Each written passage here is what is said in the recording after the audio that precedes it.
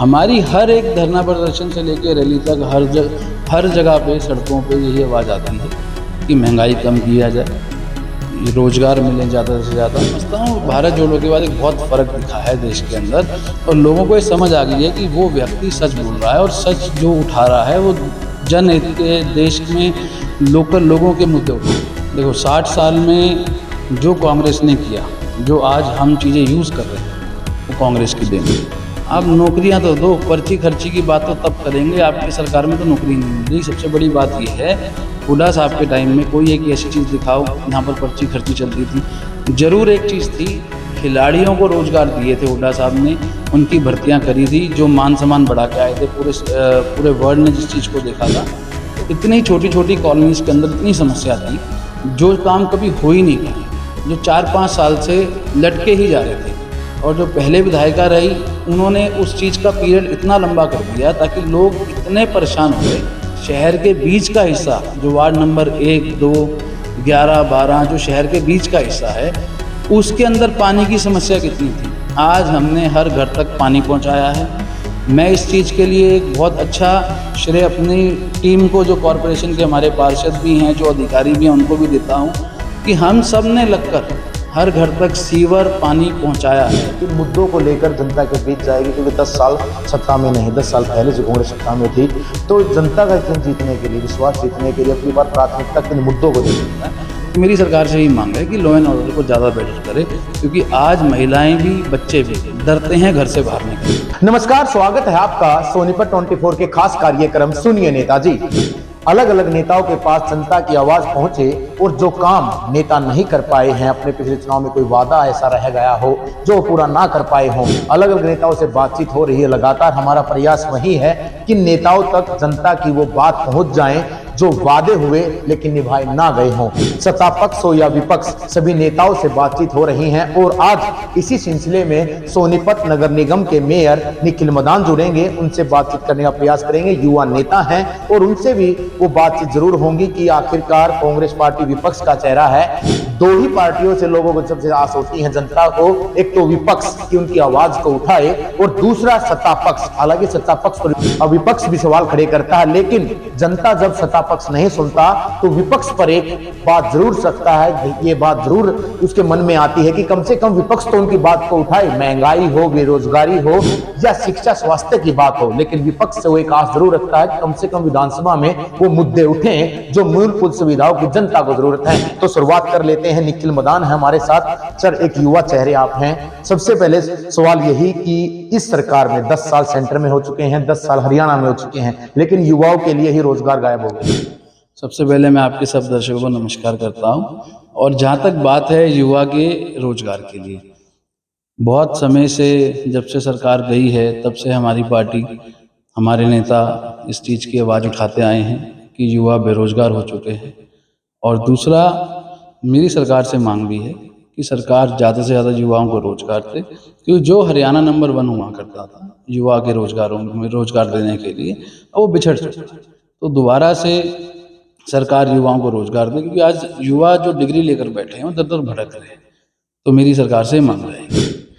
मदान जी, एक बात और हम जानना चाहेंगे, विपक्ष में आप हैं, विपक्ष में जनता को आस होती है कि विपक्ष तो हमारी बात को उठाए कि बेरोजगारी बहुत ज्यादा सबसे पहला मुद्दा है, दूसरा महंगाई, और तीसरा स्वास्थ्य और शिक्षा के मामले में भी सरकार पिछड़ गई है कहीं ना कहीं। विपक्ष मुद्दों को क्यों नहीं उठा पा रहा है? तो विपक्ष, जो आज हम जितने भी कार्यक्रम करते हैं, जो हमारी जितनी भी रैलीज होती हैं, चाहे हमारे जो धरना प्रदर्शन होते हैं, हमारी हर एक धरना प्रदर्शन से लेकर रैली तक हर जगह पे, सड़कों पे यही आवाज़ आती है कि महंगाई कम किया जाए, रोजगार मिले ज़्यादा से ज़्यादा, और जो मूलभूत सुविधाएं हैं, चाहे स्वास्थ्य की बात करें, चाहे हम शिक्षा की बात करें, जब तक शिक्षा प्रॉपर तरीके से नहीं मिलेगी, जो सरकारी स्कूल कुछ बंद भी कर दिए गए, जब तक शिक्षा पूरी प्रॉपर नहीं मिलेगी, ना तो हमारे देश का युवा पढ़ पाएगा, ना ही आगे बढ़ पाएगा।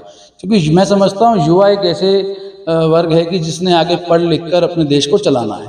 तो सरकार इस चीज़ों पे विशेष ध्यान दे, और हम अपनी तरफ से, हमारा जो पार्टी है, हमारी पार्टी कांग्रेस पार्टी हर वक्त ये मुद्दा उठाती है और हम उठाते आए हैं, और आगे भी हम इस मुद्दे को हमेशा लेकर चलेंगे कि युवाओं को रोजगार, महंगाई और शिक्षा, स्वास्थ्य, ये सब चीज़ें हमारे प्रदेश में बेटर। आपकी पार्टी के सीनियर नेता हैं, हम ये कहें कि राहुल गांधी, वो भारत जोड़ो यात्रा के तहत, हालांकि सोनीपत में वो नहीं आए, पानीपत में भी रहे, हरियाणा के अलग अलग जिलों में वो घूमे, तो कितना प्रभाव अब आने वाले आगामी चुनाव में? देखो, जैसे ही भारत जोड़ो यात्रा खत्म हुई, आपने कर्नाटका के नतीजे देखे। आज अगर हम बात करें, 5 प्रदेश में चुनाव घोषित हो चुके हैं। 5 प्रदेश में जो माहौल चल रहा है वो बहुत अच्छा चल रहा है। ये भारत जोड़ो यात्रा का एक बहुत बड़ा फर्क पड़ा है पूरे देश में। जो लोग बिल्कुल ही अपने घर बैठे थे, आज उन तक भी आवाज़ पहुंची है कि भाई राहुल जी आज पूरे देश भर में घूम रहे हैं। उसके बाद लद्दाख में गए तो वहाँ की लोकल बॉडीज़ का इलेक्शन हुआ, तो वहाँ पर भी कांग्रेस की सरकार उसमें बनी।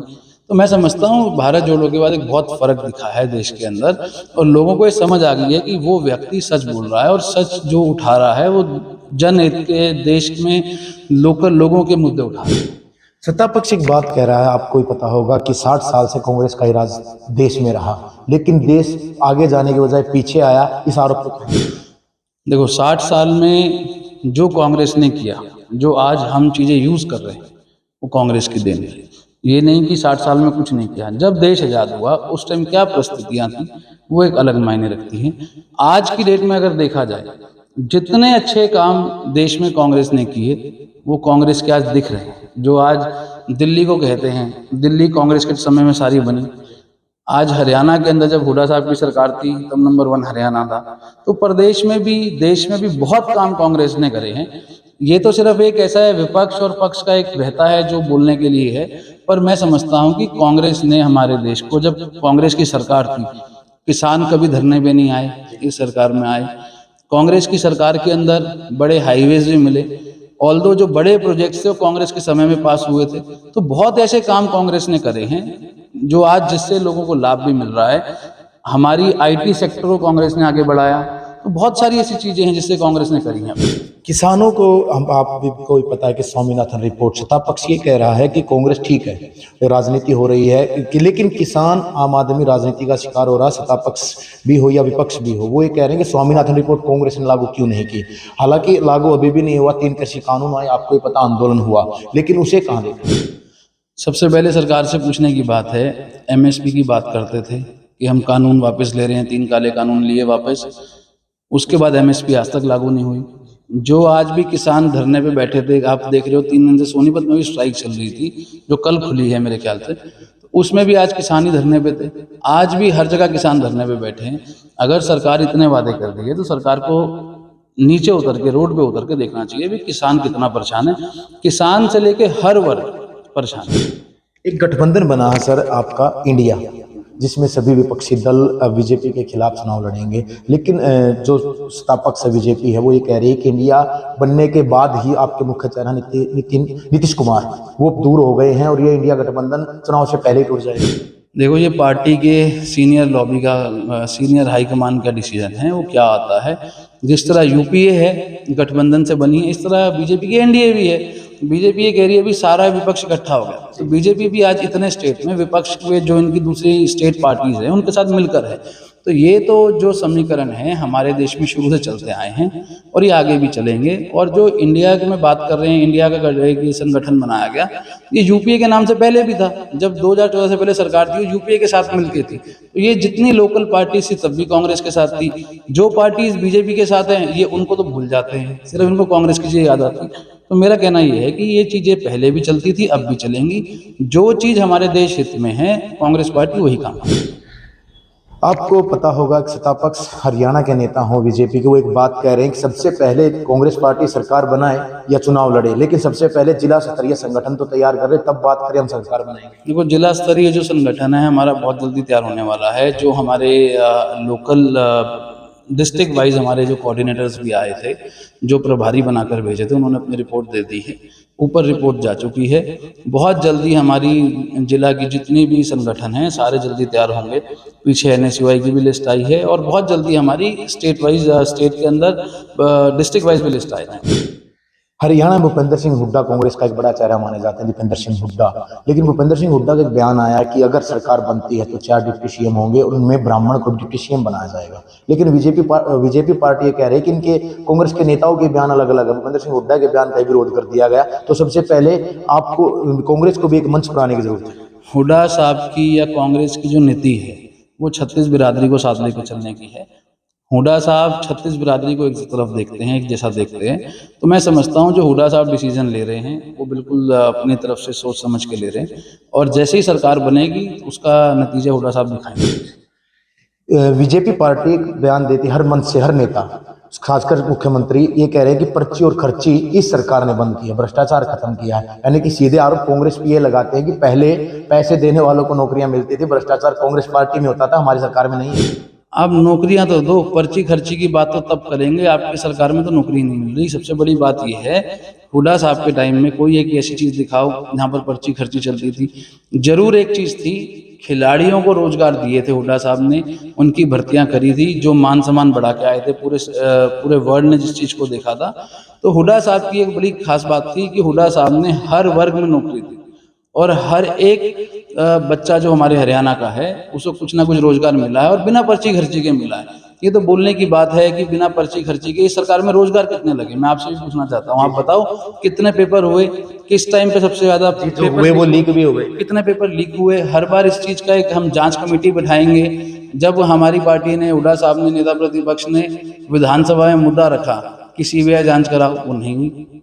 इन चीजों को देखना चाहिए कि हुड्डा साहब के टाइम में इतने रोजगार मिले थे, एक खुशहाल हरियाणा था, नंबर 1 हरियाणा। तो मैं समझता हूँ कि आगे भी सरकार बनेगी, दोबारा से रोजगार मिलने चालू होंगे। बात अब सोनीपत की कर रहे थे, सोनीपत विधानसभा की। पहली बार नगर परिषद भंग कर नगर निगम बना, और पहली बार आप मेयर बने। हालांकि चुनाव लेट हुए, उस चुनाव लेट होने के कारण किन परिस्थितियों का सामना आपको करना पड़ा, क्योंकि चुनाव बहुत ज़्यादा लेट थे, हालांकि नहीं होने चाहिए थे, लेकिन कोई सर्कमस्टांसेस ऐसे हो सकते हैं कि चुनाव लेट हुए। उसके बाद क्या क्या परिस्थिति आपके सामने और किस तरह की चुनौती आपने देखी? देखो, मैं समझता हूँ जो नगर निगम है वो अपने शहर की एक सरकार होती है। आज जो हमारी हाउस की बैठक भी होती है तो उसके अंदर जितने हमारे अहम मुद्दे हैं उसके अंदर रखते हैं।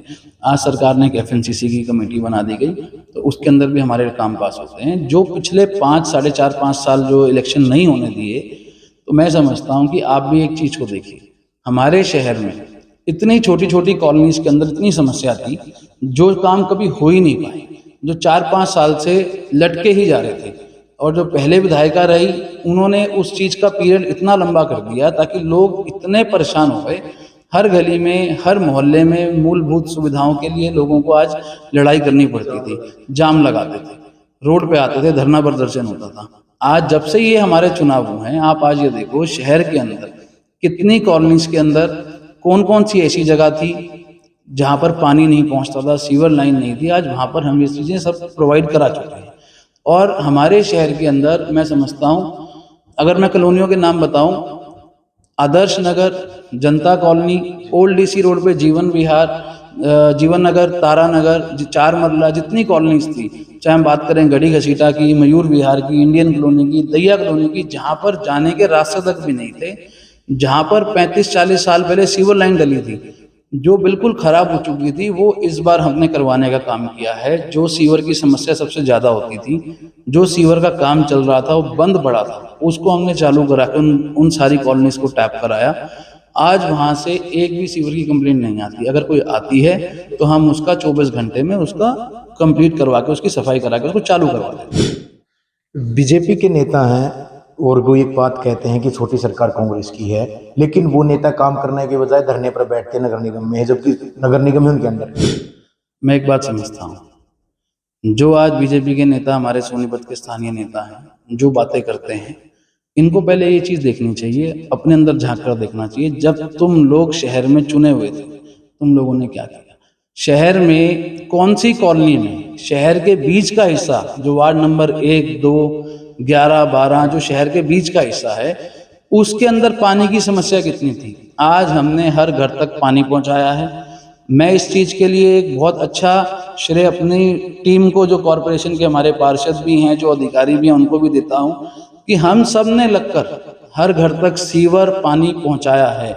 जो 35-40 साल पुराने सीवर डले थे, लाइन डली थी पानी की, जो जाजल है जहाँ से हमारा पानी आता है शहर के इस साइड का, वहाँ से पूरी सप्लाई को हमने बेटर करके, और अभी 3 दिन पहले हमने हुड्डा के रेनी वेल से पानी लेकर शहर की इस भाग को हमने और बेटर करने का काम किया है। और जो शहर का दूसरा तरफ का लाइन पार का एरिया है, वहाँ पर जो सप्लाई सिर्फ हमारे पास एक लाइन बनवासी पार से याद आई मदान जी की कहते सोनीपत में, अभी तो आपको हालातों का ज्यादा अच्छा पता है कि लाइन पार से इधर नया सोनीपत और उधर दूसरी तरफ पुराना सोनीपत है, क्या उसको जोड़ने के लिए कोई नई नीति? मैं वही बताना चाह रहा हूँ आपको। शहर के अंदर हमने एक मिनी बाईपास दिया और शहर के अंदर जो दूसरा मिनी बाईपास है वो निहाल स्कूल से ककरोई तक का हमारा प्लान हो चुका है। इस महीने हम उसका टेंडर भी लगा देंगे। तो शहर की जो कनेक्टिविटी है, पहली चीज हम उसको बेटर करने का काम कर रहे हैं, जो आज तक कभी किसी ने ध्यान नहीं दिया था और जो पहली बार हम उसको बनाने जा रहे हैं।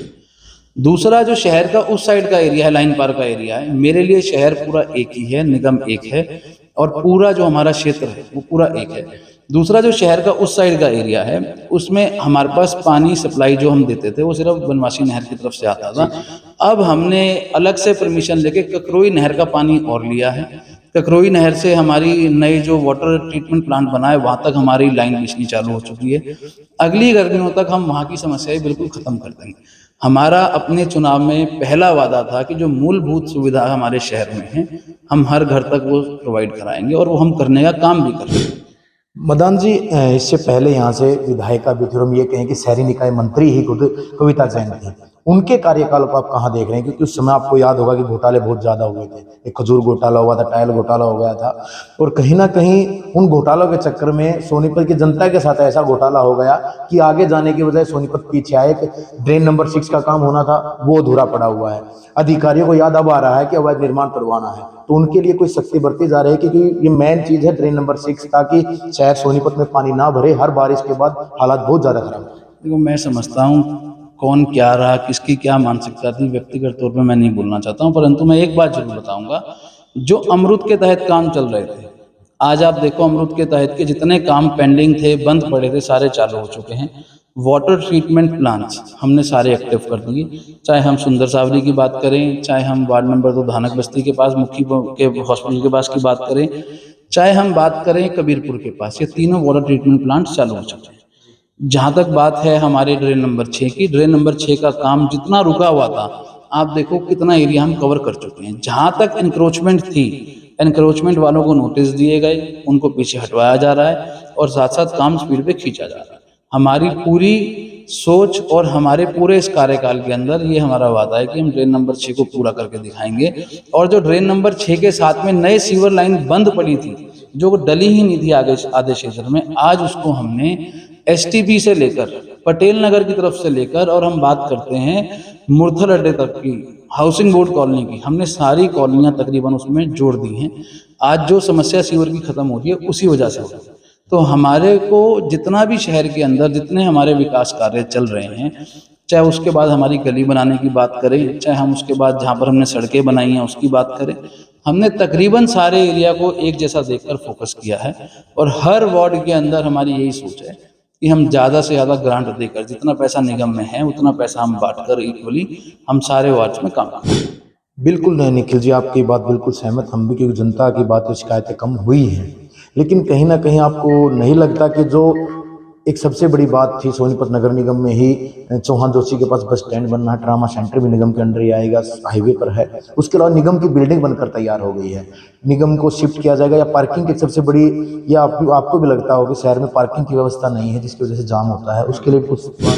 देखो, जो वक्फ बोर्ड की एक ज़मीन थी गीता भवन के ऊपर कपड़ा मार्केट के पास में, वक्फ बोर्ड ने उसकी ऑक्शन कर दी थी और वापस से निगम ने अपनी तरफ से, हम लोगों ने उसका रेजोल्यूशन पास करके सरकार को चिट्ठी लिख दी है कि वो सीएम अनाउंसमेंट हुई थी कि वापस से वो ज़मीन निगम के नाम ट्रांसफर कराई जाए, निगम के नाम उसको अलॉट किया जाए, ताकि हम वहाँ पर एक मल्टी लेवल पार्किंग बना सकें। हम लोग तैयार हैं उसको बनाने के लिए। जिस तरीके कानूनी कार्रवाई पूरी होगी डिपार्टमेंट टू डिपार्टमेंट, उसके बाद हम उसको चालू करेंगे। निगम की बिल्डिंग तैयार है। ये हम पहले दिन से आवाज़ उठाते आए हैं कि जो निगम की बिल्डिंग का टेंडर दिया गया था पहले, वो इस तरीके दिया गया था कि क्या मानसिकता थी कि वो बिल्डिंग कभी पूरी ना हो। अब दोबारा से हमने उस ठेकेदार का काम रुकवा के सरकार को चिट्ठी लिख दी। सरकार उसका नया एस्टीमेट बनाने के लिए हमारा तैयार हो चुकी है। जैसे ही वो एस्टीमेट आ गया पूरा होगा, उस तरीके काम पूरा करवा के हम उस बिल्डिंग को भी तैयार करा के चालू कर देंगे। और जहाँ तक बात है बस स्टैंड की, बस स्टैंड के लिए हुड्डा डिपार्टमेंट का और बस स्टैंड का आपस में है। उसके लिए भी चिट्ठी हमारे कमिश्नर भी लिख चुके हैं। डीसी से मैंने पहले जो डीसी रहे उनसे ही बात करी थी मिलके कि भाई जितना जल्दी आप बस स्टैंड को बाहर शिफ्ट कराओगे, हमारे शहर के अंदर पार्किंग व्यवस्था या और भी जो बेटर ट्रैफिक की दिक्कतें हैं वो कम होंगी। तो उसके ऊपर अभी सीएम साहब की एक मीटिंग थी आज से हफ्ता पहले, उसमें भी ये बात रखी गई थी। तो मैं समझता हूँ कि वो काम भी जल्दी। निखिल जी, आप युवा चेहरा हैं सोनीपत में, हम ये कह सकते हैं कि शायद जितने भी पॉलिटिशियन सोनीपत की बात करें किसी भी पार्टी के, सबसे युवा आप ही हैं। अगर कांग्रेस पार्टी आपको मौका दे तो सबसे पहले प्राथमिकता क्या रहने वाली है? मैं समझता हूँ पार्टी से पहले मुझे लोगों ने एक मौका दिया है, और जो लोगों ने हमारे सोनीपत शहर ने मौका दिया है मैं उसका धन्यवाद तो पहले से भी करता आया हूँ, मैं दोबारा भी करूँगा। साथ में मैं अपनी जिम्मेवारी को बेहतर रूप से समझकर सेवा करने की कोशिश कर रहा हूँ। मैं ये समझता हूँ, मैं पहले भी कहता था, मैं आज फिर कह रहा हूँ कि सोनीपत को चंडीगढ़ या किसी और तरीके हम सोचते थे कि बनाएं। मैं अपने चुनाव में भी एक बात कही थी, सोनीपत को पहले हम सोनीपत की तरह बनाएं। जो मूलभूत सुविधाएं हैं आप आज देखो, हमारे सेक्टर 14, 15 जितने हमारे जो निगम की जो रोड्स हैं उन सब पे काम चालू होकर आधी पे काम खत्म हो चुका है, और आधी रोड जो बची हैं उन पे काम चल रहा है। और आप आज अगर शहर में देखो जितना निगम का एरिया है उसके अंदर कितनी स्पीड पे काम चल रहा है, और हमारी कोशिश ये है कि हम दिवाली से पहले उसको पूरा करें। पिछले 4-4.5 साल में लाइटें नहीं खरीद पा रहे थे, 2000 लाइट हमने खरीदी जब सरकार से लेटर आया। सड़क भी नहीं बना पा रहे थे सर। हाँ, सड़क भी नहीं बनवा पा रहे थे। अब हमारे समय में देखो सेक्टर 12 हमने पूरा किया, सेक्टर 15 हमने पूरा किया, सेक्टर 14 हमने पूरा किया, और अब जो ये B&R की रोड्स हैं, B&R की रोड्स पे भी काम चालू हो गया। तो मैं ये समझता हूँ कि हमारी सोच शहर को विकास की तरफ ले जाने के लिए है। जो विकास का पहिया उतर चुका था वापस से उस पर चढ़ाने का हम लोग काम कर रहे हैं, और बहुत जल्दी जो बेसिक नीड्स हैं हमारे शहर की पूरी होने वाली हैं। और साथ में जो लाइटें नहीं खरीद पा रहे थे बहुत समय से, कुछ लाइटें ऐसी हैं जो सेक्टर्स में और एरियाज में, मिलाना रोड पे, गोहाना रोड पे सोडियम की पुरानी लगी हैं, तो 5000 लाइटें हमने और ऑर्डर कर दी हैं। 19000 लाइटों का हमारे पास एस्टीमेट है जिसको हमने अपने शहर में बदल दी है। तो मैं समझता हूँ दिसंबर जनवरी तक हम इस सारे कार्य को पूरा करें। तो फिर भी सर, जो है कांग्रेस के बाद पहले लोकसभा चुनाव है, फिर विधानसभा चुनाव हरियाणा के हैं, किन मुद्दों को लेकर जनता के बीच जाएगी? क्योंकि 10 साल सत्ता में नहीं, 10 साल पहले जो कांग्रेस सत्ता में थी, तो जनता का यकीन जीतने के लिए, विश्वास जीतने के लिए अब की बार प्राथमिकता किन मुद्दों को देनी है? देखो, मुद्दे ही मुद्दे हैं। अगर आज हम बात करें चाहे देश स्तर पे चाहे प्रदेश स्तर पे, बेरोजगारी, महंगाई और जो आज भ्रष्टाचार चल रहा है, इसके लिए हमारी पार्टी शुरू से आवाज उठाती आई है, और हमारे नेता राहुल गांधी जी भी चाहे हुड्डा साहब भी इसी मुद्दों पे चुनाव लड़ेंगे। जो आज हमारे प्रदेश की हालत हो चुकी है उसको देखते हुए आज लोगों तक जो हम अपना मैसेज दे रहे हैं, जो हम अपनी बात पहुंचा रहे हैं, पीछे हमने हाथ से हाथ जोड़ो अभियान भी किया तो उसमें भी हम हर घर तक पहुंचे, तब भी हमने यही मैसेज दिया कि भी आज इस सरकार के अंदर ना रोजगार है, हमारे युवा साथी बेरोजगार बैठे हैं, जो आज व्यवस्था है, अर्थव्यवस्था हमारे देश की वो खराब हो चुकी है, महंगाई बढ़ती जा रही है। इन सब चीज़ को, लॉ एंड ऑर्डर हमारे प्रदेश का बिगड़ा हुआ है, इन सब चीज़ों को देखते हुए हमारा मुद्दे रहेंगे और यही बात हम लोगों तक पहुंचाएंगे। निखिल जी, आपसे एक सवाल और रहेगा हमारा कि सोनीपत को कमिश्नरेट बना दिया गया, लेकिन क्राइम नीचे आने की बजाय लगातार ऊपर जा रहा है। आप हम ये नगर निगम मेयर हैं, तो बात कभी होगी, प्रशासन के साथ आपकी बातचीत होती है, तो क्या अधिकारियों से इस बात में कोई बात होगी? क्योंकि क्राइम लगातार बढ़ ही रहा, घट रही। देखो, सबसे पहले तो मेरी बात सरकार पे रहेगी कि बेरोजगारी जब तक बढ़ेगी क्राइम रेट बढ़ता रहेगा। आज कमिश्नरेट बनी है, कमिश्नरेट के हिसाब से जो हमारे लॉ एंड ऑर्डर की स्थिति है, तो ये हमारे ऊपर से लेके नीचे तक का जो हायरार्की सिस्टम है इसको समझना पड़ेगा और उसके बाद प्लानिंग करनी चाहिए। पीछे एक बात आई थी, सर्वे आया था कि पुलिस कर्मचारी अधिकारी जो हैं वो भी कम हैं, सरकार को वही भर्ती करनी चाहिए और अधिकारी बढ़े पुलिस के, ताकि हर जगह को प्रॉपर तरीके से सर्विलेंस में रखा जाए। तो ये सब चीज़ें लॉ एंड ऑर्डर के ऊपर हैं। लॉ एंड ऑर्डर के ऊपर तो सरकार पहले से भी हम ये बात बोलते आए कि ध्यान ज़्यादा दे, क्योंकि आज आप देखो कितने ज़्यादा ऐसे छोटे केसेस हैं जो बड़े शर्मनाक चीज़ें हैं, जो हर रोज़ एक ना एक मर्डर का केस, एक ना एक रेप केस जो आज हमें सुनने में आता है, सुबह अखबार खोलो देखने को मिलता है। तो मेरी सरकार से ही मांग है कि लॉ एंड ऑर्डर को ज़्यादा बेटर करे, क्योंकि आज महिलाएं भी बच्चे भी डरते हैं घर से बाहर निकलने।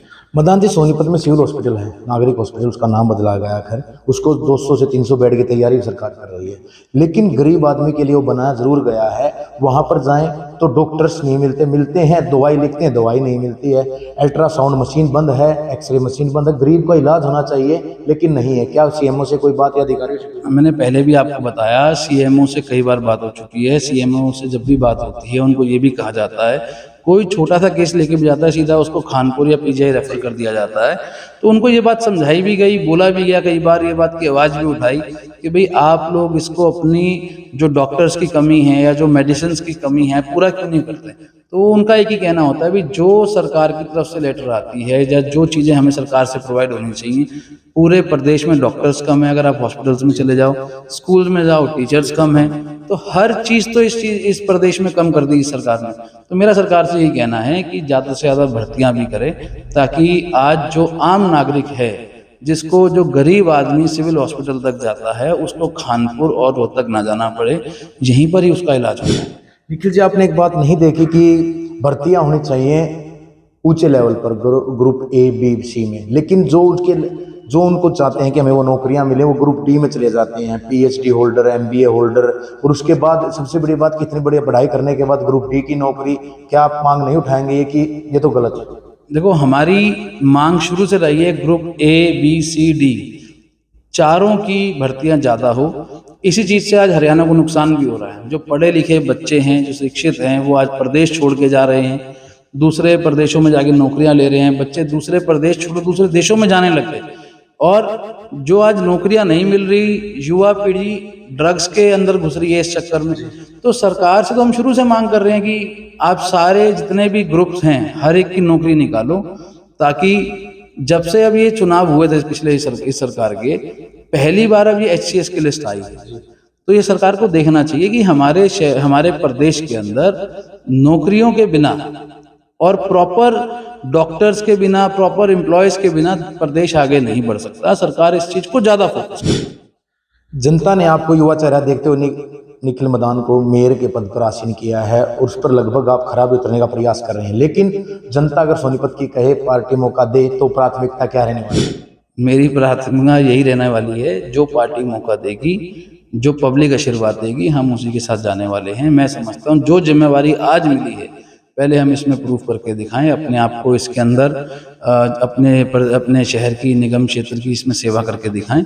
और जो मैं समझता हूं कि मैं पूरी कोशिश कर भी रहा हूं, और जो समय जिन चीज़ों में लगता है, जो सरकारी समय है, उतना जो लगता है समय, वो जो लग रहा है उसके लिए हम भी कुछ नहीं कर सकते, क्योंकि हर एक चीज़ का एक सिस्टम है, उस सिस्टम में हमें भी चलना पड़ेगा। तो उसके हिसाब से हम लोग काम कर रहे हैं। पहले हम सोनीपत को सोनीपत की तरह बनाकर दिखाएं, और बाकी जो आशीर्वाद जिसने देना है, जब लोग कह रहे थे कि हम चंडीगढ़ बनाएंगे, पेरिस बनाएंगे, वो ना कि सोनीपत बनाएंगे, सोनीपत को सोनीपत की तरह बनाएं, ताकि दिल्ली के सबसे नज़दीक है। मेरी शुरू से सोच रही है। अब आज अगर मैं आपको बताऊं, सफाई व्यवस्था को लेकर भी कुछ जगह ऐसी हैं जहां पर हमने कूड़े के खत्ते इतने पुराने तोड़े हैं। आप कच्चे क्वार्टर की बात करो, 23 सेक्टर में जो आज इतना बड़ा डंपिंग स्टेशन चल रहा है, उसका मुंह हमने उस तरफ किया, और बहुत सारी जगह से डंपिंग स्टेशन को बंद करने का काम कर रहे हैं। साथ में अब हमारा जो अगला फोकस है, रूल्स बनने के बाद हम अब शहर की ब्यूटिफिकेशन के ऊपर काम कर रहे हैं। तो ब्यूटिफिकेशन के लिए हम पैसेज बना रहे हैं वॉक करने के लिए लोगों के, जो आम नागरिक वॉक करना चाहते हैं, जो बाइक स्कूटर नहीं ले जाना चाहते, तो उनके लिए भी एक कार्य हमने स्टार्ट किया है। 2-3 जगह हमने शहर में फाउंटेन्स प्लान करे हैं। बहुत सारी ऐसी चीज़ें हैं जो हम शहर के लिए करने वाले हैं, पर ये तभी हो सकती हैं जब मूलभूत सुविधा पहले हम लोगों तक पहुँचा दें, उसके बाद ब्यूटिफिकेशन के ऊपर हम साथ साथ बढ़ रहे हैं। ये थे सोनीपत नगर निगम मेयर निखिल मदान, जिन्होंने जनता के सवालों का बेबाक जवाब दिया। मिलते हैं अगले नेता से जनता के सवालों के साथ। देखते रहिए सोनीपत 24। नमस्कार।